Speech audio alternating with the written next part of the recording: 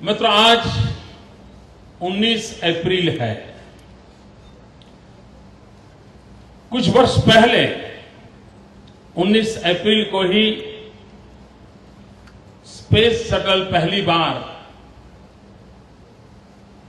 विश्व का पहला space shuttle space station SLV-UT-1 19 अप्रैल को लॉन्च किया गया था। 19 अप्रैल को ही भारत ने पहला उपग्रह आर्यभट्ट अवकाश में छोड़ा था और आज 19 अप्रैल अग्नि 5 लॉन्च हुआ है और आज उसी अप्रैल 19 विश्व में सबका ध्यान आकर्षित करने वाला एशिया का सबसे बड़ा सोलर पार्क डेडिकेट करने का हमें सौभाग्य मिला। भाइयों बहनों, एक वर्ष पूर्व जब मैं चारणका में इस योजना को लेकर के आए थे, मुझे वो दिन याद है, मीडिया की वो खबरें भी याद है, जब लोग जो सत्ता के लिए तरस रहे हैं, जिनको गुजरात की जनता सत्ता देने को तैयार नहीं है, वो लोग काले झंडे लेकर के आए थे। इस चारण का गांव को गुमराह किया था और इस गांव को लग रहा था जैसे सब लूट जाएगा, लेकिन देखते ही देखते दुनिया बदल गई। वक्त कैसे बदलता है, ये चारणका के नागरिकों ने देखा है। यहां के लोगों को 40-50 रुपये में रोजी रोटी का काम नहीं मिलता था, आज 200-300 रुपये में भी काम करने वाला इंसान नहीं मिलता। यही भूमि है जहां पर 1000-2000 रुपये में जमीन लेने वाला नहीं था, आज लाखों रुपया देने के बावजूद भी जमीन नहीं मिलती है। ये यहां के किसानों को लाभ है। ये ऐसे गांव थे, वाव हो, थराद हो, राधनपुर हो, सांतलपुर हो, जहां लोगों के पास साइकिल नहीं हुआ करती थी, आज हर गांव में गाड़ियां हैं, ट्रैक्टर है, मोटरसाइकिल है। एक साल के भीतर भीतर यहां का जीवन बदल गया। जिनके पास मकान थे, कभी किराएदार कोई आएगा, लोगों ने सोचा नहीं था, आज इन चारों तहसील में किराए पर मकान नहीं मिलता है। कितना ही किराया क्यों न देने को तैयार हो, मकान नहीं मिलता है। जो गरीब विधवा माताएं इस प्रकार लोगों को खाना खिलाती थी, टिफिन भर के देती थी, कभी उन्होंने सोचा नहीं था कि वो हर महीने हजारों रुपयों की इनकम से टिफिन सेवा शुरू कर सकती है। और यहां जो 10,000 से ज्यादा लोग इस सोलार पार्क में काम कर रहे थे, उनका पेट भरता था और उनका आर्थिक स्थिति बनती थी। ये काम एक छोटे से प्रकल्प के कारण हुआ है। जीवन कैसे बदलता है। ये रेगिस्तान और यहां की गर्मी के कारण लोग मुश्किल से सर्दियों के 4 महीने रहते थे, वरना अपने पशु को लेकर के यहां से मीलों दूर चले जाते थे। वही सूर्य की वेदना, आज वही सूरज उनकी शक्ति का स्रोत बन गया। अगर सही इनिशिएटिव लिया जाए तो जीवन कैसे बदला जा सकता है, यहां के लोगों ने देखा। भाइयों बहनों, ये एक क्षेत्र है जहां कभी किसी ने विकास के लिए सोचा नहीं था। पाकिस्तान की सीमा पर मैं खड़ा हूं आज, और पाकिस्तान की सीमा पर जहां कोई सोच भी नहीं सकता था कि हिंदुस्तान की ऊर्जा का क्षेत्र बन सकता है, आज गुजरात ने वो बना दिया है। ये सिर्फ गुजरात का नहीं, ये हिंदुस्तान को ऊर्जा देने वाला एक क्षेत्र का मैं निर्माण कर लिया। भाइयों बहनों, 2001 में जब हमने गुजरात के इस कार्य को संभाला, उस समय गुजरात के पास टोटल ऊर्जा सिर्फ 7,000 मेगावाट थी। 1960 में गुजरात का जन्म हुआ, 2001 तक 40 साल में कितना? 7,000 मेगावाट बिजली। भाइयों बहनों, आज मैं गर्व से कहता हूं कि 2012 के भीतर भीतर ये हमारी कैपेसिटी पहुंच गई है 18,000 मेगावाट। कहां 40 साल में 7,000 और कहां 10 साल में 11,000। ये ताकत है विकास की। अगर दृष्टि हो, ट्रांसपेरेंसी हो, नेक इरादे हो, तो कैसे दुनिया बदली जा सकती है, इसका यह उदाहरण है।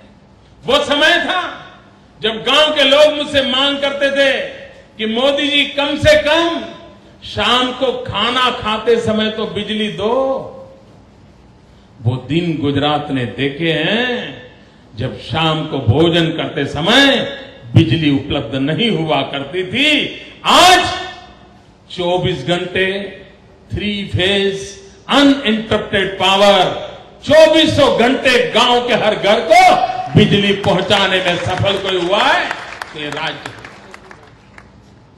गांव गांव के जीवन को बदलने का प्रयास हमने किया है। एक समय था जब हम सोलार एनर्जी में नामो निशान नहीं था, विंड एनर्जी, न्यूक्लियर एनर्जी बहुत कम मात्रा में थे।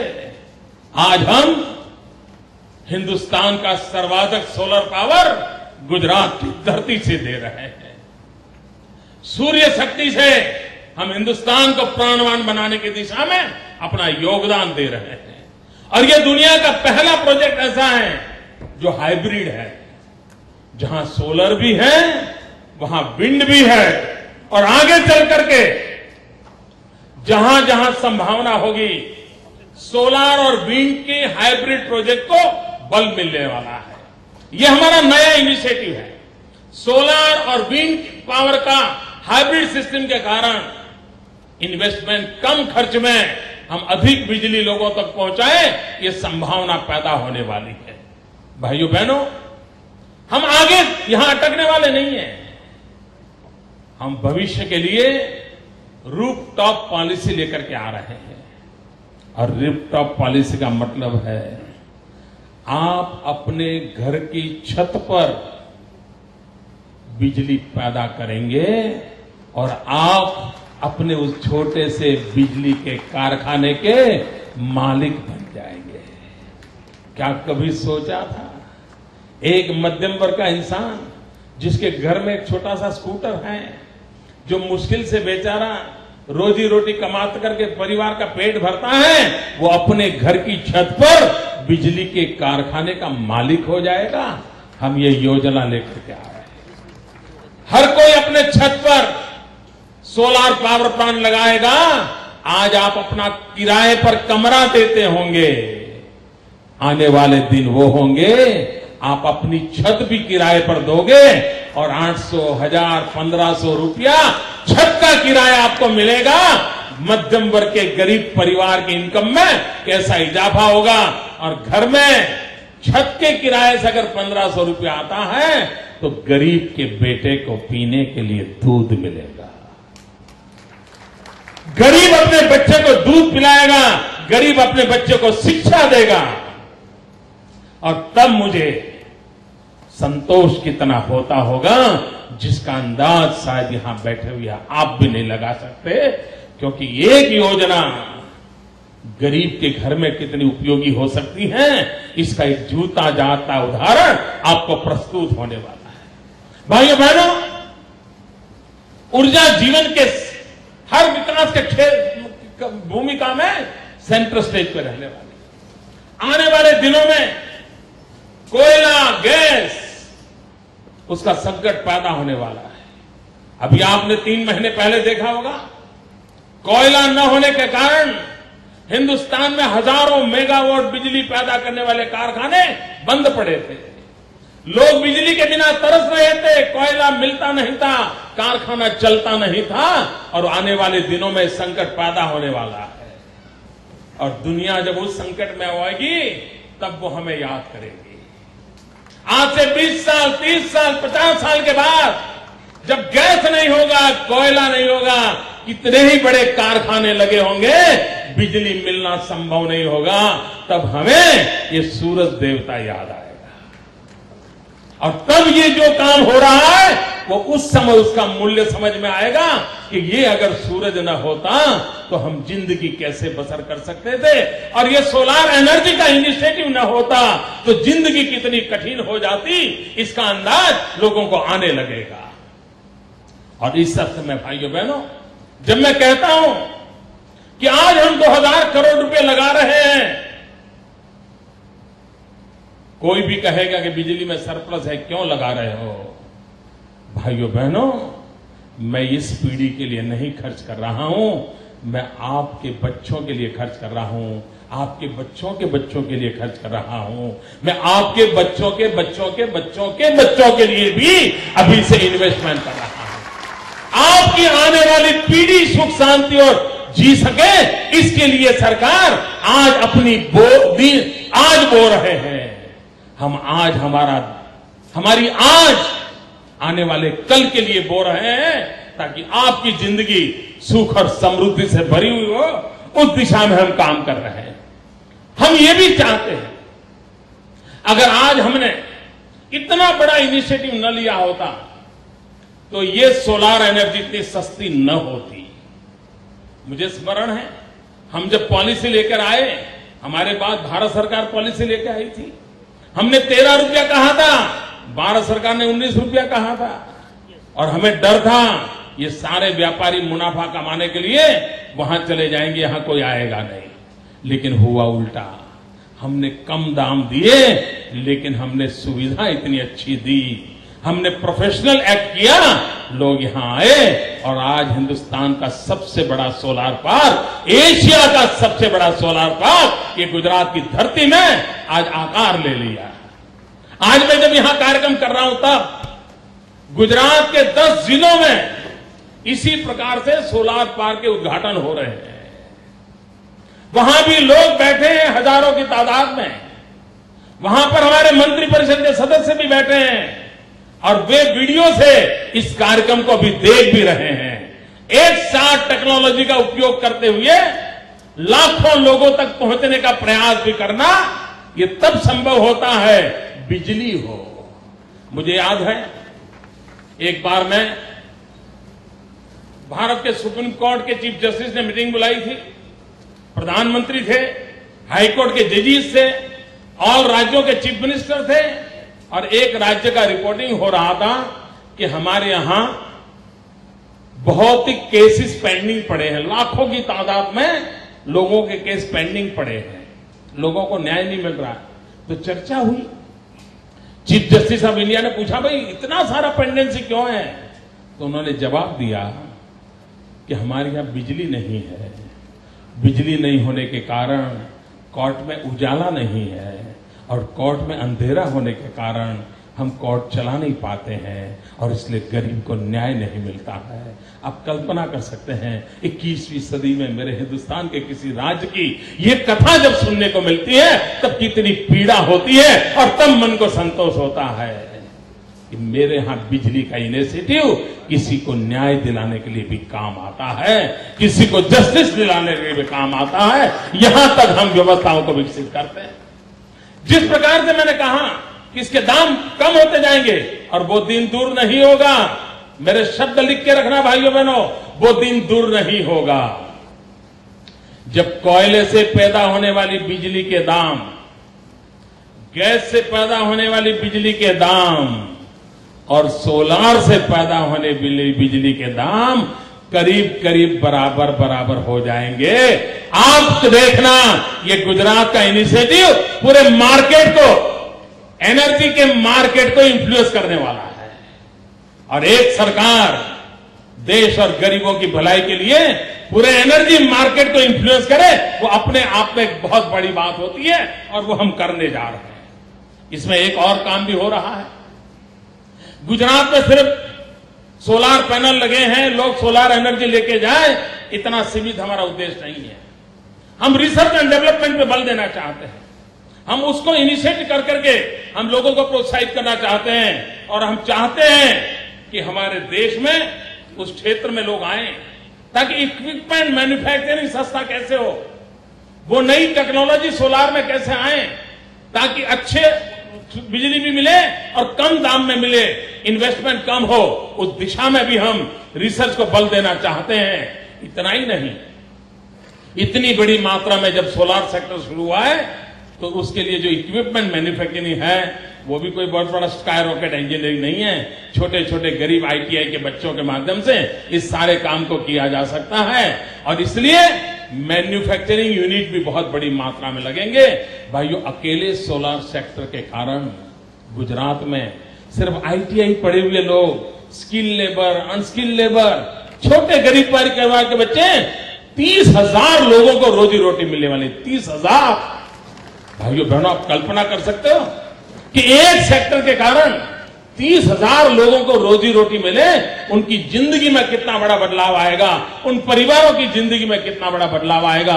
और इसी को ध्यान में रखते हुए Gujarat is the first state in the country जिसने अपने आईटीआई में स्पेशल सोलार लैब शुरू की है, ताकि वहां आईटीआई के विद्यार्थियों को सोलार के संबंध में प्रशिक्षण मिले, रिन्यूएबल एनर्जी के सेक्टर में प्रशिक्षण मिले। और यही ह्यूमन रिसोर्स डेवलपमेंट के कारण आने वाले दिनों में जिस प्रकार के मानव शक्ति की जरूरत हो, वो मानव शक्ति पूरी मात्रा में उपलब्ध हो, उस दिशा में हम काम कर रहे हैं। हम यहां अटके हुए नहीं है। ह्यूमन रिसोर्स डेवलपमेंट के क्षेत्र में गुजरात एक राज्य है जिसने पेट्रोलियम यूनिवर्सिटी शुरू की है। पंडित दीनदयाल उपाध्याय पेट्रोलियम यूनिवर्सिटी जो हमारी गांधीनगर में है, जो इन वे एक एनर्जी सेक्टर की यूनिवर्सिटी है।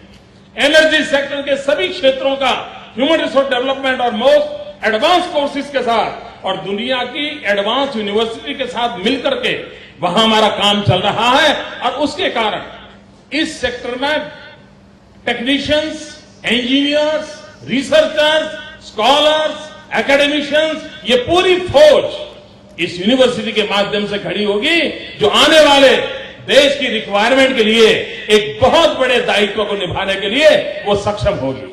भाइयों बहनों, हम गुजरात के विकास की यात्रा को गांव गांव तक ले जाने की दिशा में काम कर रहे हैं। हमने पानी पर बल दिया और मुझे इस पाटन जिले के, बनासकांठा जिले के किसानों को विशेष रूप से अभिनंदन देना है, क्योंकि उन्होंने यही जिले थे जो पहले बिजली के लिए संघर्ष करते थे। और मैं पिछले 10 साल से उनको कह रहा था, बिजली का मोह छोड़ दीजिए, पानी के लिए लड़िए। और मैं कहता था, मेरा साथ दीजिए, हम पानी बचाएं, जल संचय करें और जल सिंचन में भी पानी बचाएं। मैंने लोगों से कहा, टपक सिंचाई को स्वीकार कीजिए, ड्रिप इरिगेशन को स्वीकार कीजिए। 1960 से 2000 तक इस राज्य में 10,000 हेक्टेयर में ड्रिप इरिगेशन था, 10,000 हेक्टेयर में। भाइयों बहनों, आज मैं गर्व से कहता हूं कि 5-7 साल के अभियान के कारण आज 7 लाख हेक्टेयर भूमि में ड्रिप इरिगेशन हमने किया। 40 साल में 10,000 हेक्टेयर और 10 साल में 7 लाख हेक्टेयर। रिवॉल्यूशन कैसे आता है मित्रों? और उसी का नतीजा है कि हिंदुस्तान का एग्रीकल्चर ग्रोथ 3% है, गुजरात का एग्रीकल्चर ग्रोथ 11% है। और ये पैसे किसान के घर में जाते हैं, ये पैसे गांव में जाते हैं, ये पैसे गरीब आदमी के घर में जाते हैं। जीवन ऐसे बदलता है। और इसलिए हमने विकास का जो रास्ता अपनाया है वो सर्वांगीण विकास का है। और मैं साफ मानता हूं, भविष्य के डेवलपमेंट के मॉडल में 3 प्रमुख पिलर का रोल रहने वाला है। 3 प्रमुख चीजों के आधार पर डेवलपमेंट का मॉडल खड़ा होने वाला है। और उसमें से एक भी नहीं रहा तो शायद प्रगति में रुकावट आने वाली है। और ये 3 पिलर हैं IT, BT and ET. IT, information technology, BT, biotechnology, ET, environment technology. और ये जो हम काम कर रहे हैं सोलार वाला, वो एनवायरमेंट टेक्नोलॉजी का हिस्सा है। ये तीनों पिलर को बैलेंस करके जो काम करेगा, वही डेवलपमेंट के मॉडल को आगे बढ़ा पाएगा। और इसलिए मेरे भाइयों बहनों, हम हिंदुस्तान के भाग्य को बदलने वाली ये सोलार शक्ति जो है, मैंने प्रधानमंत्री को एक बार चिट्ठी लिखी थी। मैंने कहा था, प्रधानमंत्री जी, वो G8 समिट में जा रहे थे और जहां अमेरिका समेत सब देश के महारथी बैठे थे। मैंने कहा, आप एक इनिशिएटिव लीजिए। विश्व के अंदर कई प्रकार के देशों के संगठन चल रहे हैं, सार्क देशों का संगठन चल रहा है, ओपेक कंट्रीज का देश संगठन चल रहा है, G8 कंट्रीज का संगठन चल रहा है। तो क्यों न हम लीड करें और एक दुनिया में जहां सबसे ज्यादा सोलार रेडिएशंस वाले देश हैं, उन देशों का संगठन करें। एक SUN सन मूवमेंट चलाए। सूर्यपुत्र देश, SUN, इन सूर्यपुत्र देश जितने भी हो दुनिया में जहां सोलर एनर्जी उपलब्ध है, उन सबको इकट्ठा करें, भारत उसका नेतृत्व करे और हम एक कॉर्पस फंड बनाए और सोलार के क्षेत्र में रिसर्च करें और सस्ते से सस्ती सूर्य शक्ति का उपयोग जीवन के कितने क्षेत्र में हो, हम लीड करें। आज दुनिया में पेट्रोलियम पैदाश वाले देशों का संगठन होगा, वो नाक दबाते होंगे। अगर हम इस संगठन को करें, हम भी दुनिया का नाक दबा सकते हैं। दम चाहिए दोस्तों, दम चाहिए। पता नहीं ये दिल्ली की सरकार कब दम दिखा पाएगी, लेकिन संभावनाएं पड़ी है। मित्रों, संभावनाएं पड़ी है।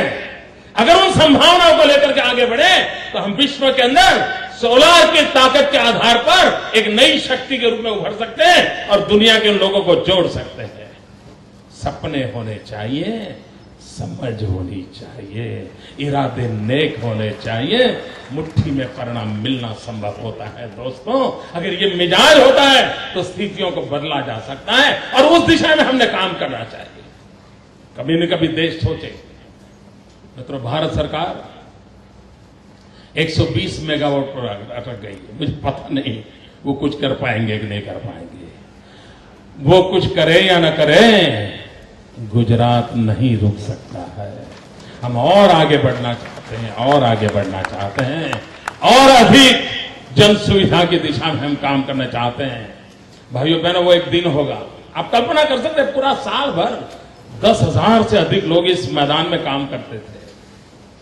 अब हमने वर्षा का जो पानी है उसको अभी संचय करने का पूरा प्लान बनाया। जो लोग पूरा पार्क देखेंगे उनको पता चलेगा।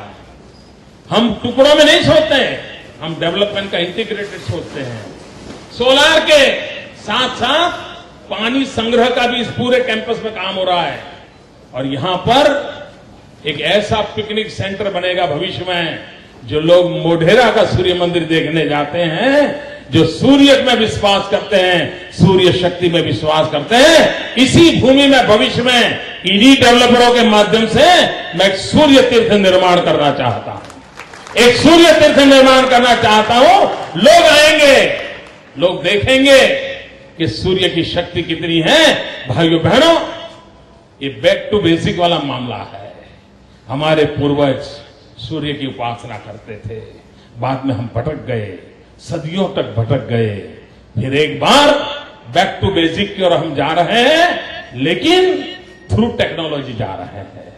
टेक्नोलॉजी के रास्ते से हम जा रहे हैं, लेकिन अगेन हम बैक टू बेसिक की तरफ जा रहे हैं। प्रकृति को प्रेम करने की दिशा में जा रहे हैं। प्रकृति के साथ सह अस्तित्व को स्वीकार करते हुए जाना चाहते हैं। हम प्रकृति के संघर्ष को मार्ग को स्वीकार नहीं करते, हम प्रकृति के साथ प्रेम का रास्ता अपनाना चाहते हैं। और जो प्रकृति के साथ मिलकर के चलेंगे, जो नेचर का एक्सप्लॉइटेशन नहीं करेंगे, वे ही उज्जवल भविष्य की आशा कर सकते हैं। ये सोलार एनर्जी का हमारा इनिशिएटिव, ये प्रकृति से प्रेम का हमारा इनिशिएटिव है, प्रकृति के साथ नाता जोड़ने का इनिशिएटिव है।